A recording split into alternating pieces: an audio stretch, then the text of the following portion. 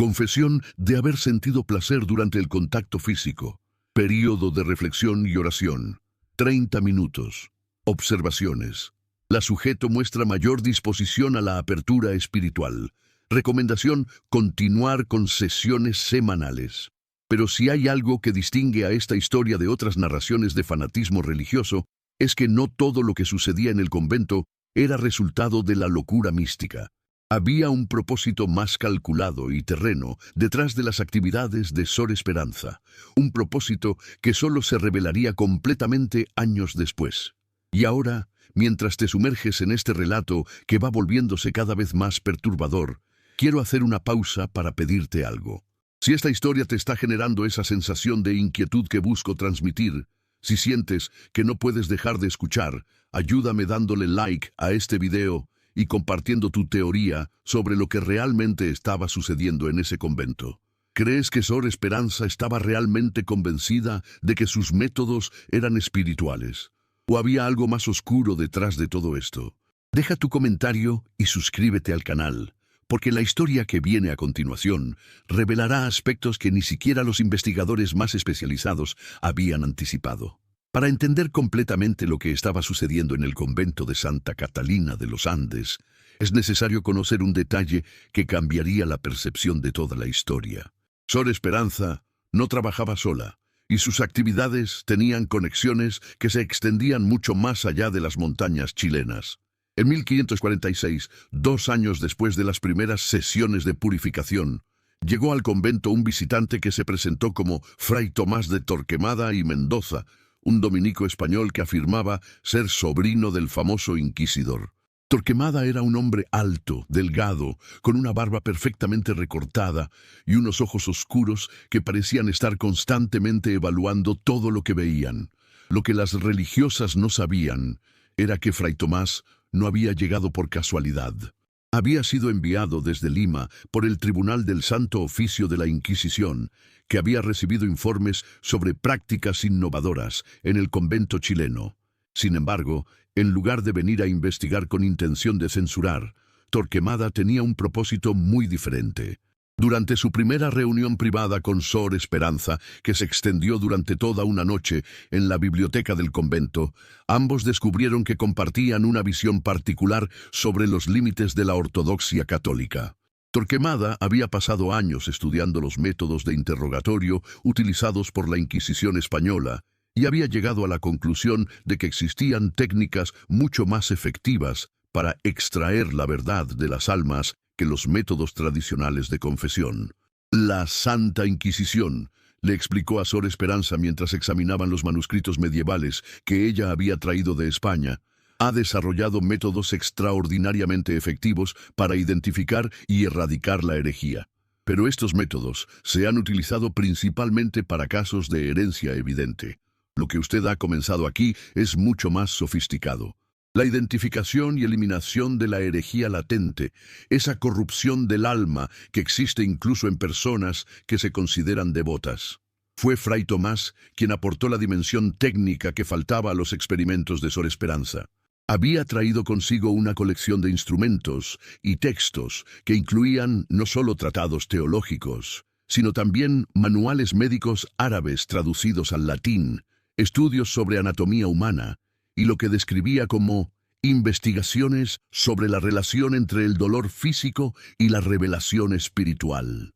La colaboración entre ambos dio lugar a lo que llamaron el método de la confesión total, un sistema complejo que combinaba interrogatorio psicológico, presión física controlada y lo que describían como incentivos espirituales para lograr que las personas revelaran no solo pecados cometidos, sino también tendencias pecaminosas que aún no se habían manifestado en acciones. La sala subterránea fue ampliada durante el invierno de 1546. Los trabajos se realizaron en el más absoluto secreto, utilizando solo a trabajadores indígenas que después eran enviados a regiones remotas con explicaciones vagas sobre su nuevo destino. La nueva configuración incluía no solo un espacio mayor, sino también instalaciones más sofisticadas. Un sistema de drenaje, ventilación controlada y lo que los registros de Sor Agustina describían como dispositivos de medición de respuestas fisiológicas. Durante este periodo, las prácticas del convento evolucionaron hacia algo que iba mucho más allá de la disciplina religiosa tradicional. Las sesiones de purificación se volvieron más frecuentes y más sistemáticas. Sor Esperanza desarrolló lo que llamaba perfiles de alma, clasificaciones detalladas de diferentes tipos de corrupción espiritual que requerían tratamientos específicos. Alma melancólica con tendencias sensuales. Escribía, por ejemplo, en sus notas sobre una joven llamada María del Carmen Sotomayor. Requiere aplicación del método de la privación sensorial, combinado con estímulos controlados, para generar contraste y facilitar la revelación de fantasías ocultas. Duración estimada del tratamiento: 6 semanas con sesiones cada tercer día. Pero lo que realmente distinguía estos experimentos era su dimensión sistemática. No se trataba de castigos aleatorios o de fanatismo religioso descontrolado, sino de una investigación metódica sobre lo que Fray Tomás describía como los límites de la resistencia espiritual humana. Cada sesión era cuidadosamente planificada, ejecutada con precisión médica y documentada con detalle científico. Los resultados, según los registros encontrados siglos después, eran inquietantemente efectivos. Las mujeres sometidas a estos tratamientos no solo confesaban pecados reales o imaginarios, sino que desarrollaban una dependencia psicológica hacia sus purificadores, que las hacía extraordinariamente manejables y dispuestas a seguir cualquier instrucción.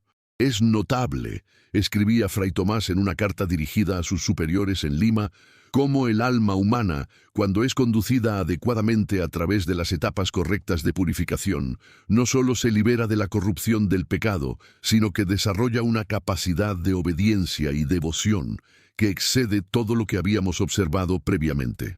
Estas mujeres se han convertido en instrumentos perfectos de la voluntad divina. Sin embargo, había algo más en estas cartas que sugería que los objetivos de Fray Tomás y Sor Esperanza iban más allá de la purificación espiritual.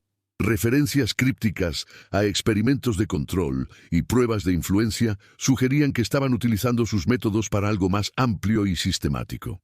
En 1548, 4 años después del comienzo de los experimentos, llegó al convento una mujer que cambiaría completamente la dinámica de lo que estaba sucediendo.